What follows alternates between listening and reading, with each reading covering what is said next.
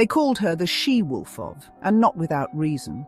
Beneath her royal silks and porcelain beauty lurked a mind as sharp as a dagger and a heart hardened by betrayal. Isabella of France did not weep when kings fell. She orchestrated their downfall.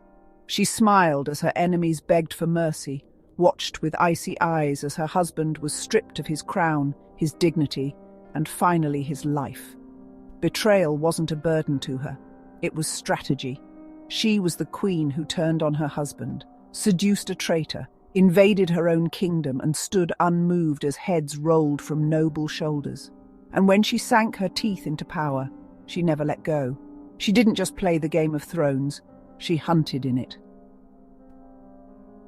Isabella of France began her life as a pampered French princess and ended it as one of the most feared and ruthless figures in English history.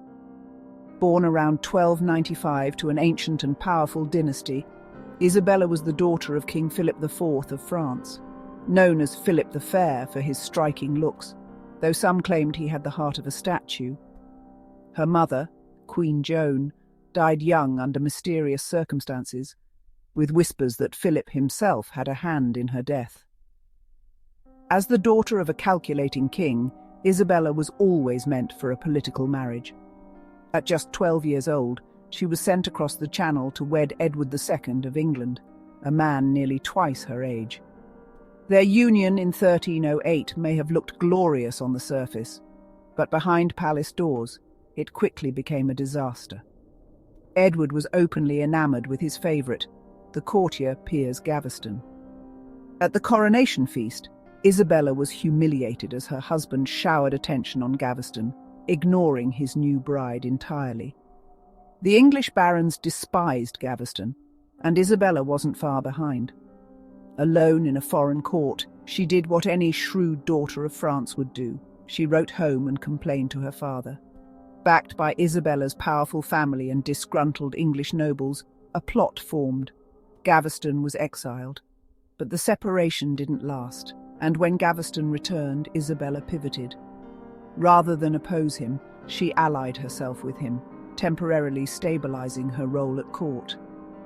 That uneasy peace shattered when civil war broke out again. In 1312, Gaveston was captured and brutally executed by the barons. Isabella, then pregnant, gave birth to a son, Edward III. But her husband's reign continued to falter. England descended into chaos. Military failures against Scotland, the Great Famine, and ever-mounting tensions at court. Edward found a new favourite, Hugh Despenser the Younger, whose rise sparked fury among nobles. Worse, Despenser had no love for Isabella. She was mistreated, her lands seized, her French household arrested, and even her children taken from her. When Isabella's brother, Charles VI, became King of France, Edward sent her there as an envoy to smooth over political tensions. But Isabella had no intention of playing peacekeeper. In France, she met Roger Mortimer, a fellow exile, nobleman, and enemy of the Despensers. The two became lovers, united by ambition and a desire for vengeance. In 1326, they returned to England, not as diplomats, but invaders. With an army behind them, they quickly gained support from barons and commoners alike. Edward and the Despensers fled, but were soon captured. The Despensers met gruesome ends. One was drawn and quartered, the other's body fed to dogs.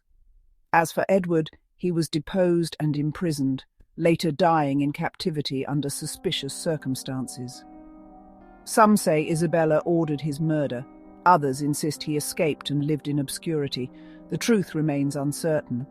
Now regent for her son Edward III, Isabella ruled England with Mortimer by her side. But the very ambition that brought her to power soon turned the court against her. Her lavish lifestyle and Mortimer's dominance infuriated the nobility and her son. In 1330, just before his 18th birthday, Edward III staged a coup. Mortimer was seized and hanged as a traitor. Isabella was arrested, stripped of power, and placed under house arrest at Windsor Castle.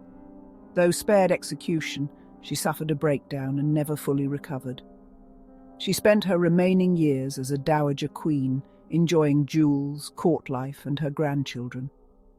She died quietly at Hertford Castle in 1358, having lived a life of luxury, betrayal, power, and infamy. Yet even in her youth, Isabella had shown the ruthless cunning that would one day earn her the nickname the She-Wolf of France. When visiting her brothers in Paris early in her marriage, she gave their wives ornate purses. Months later, she saw those same purses on the belts of two knights, not noble women. Suspecting adultery, Isabella informed her father, Philip IV. What followed was the infamous Tour de Nesle affair. The women were imprisoned, their heads shaved.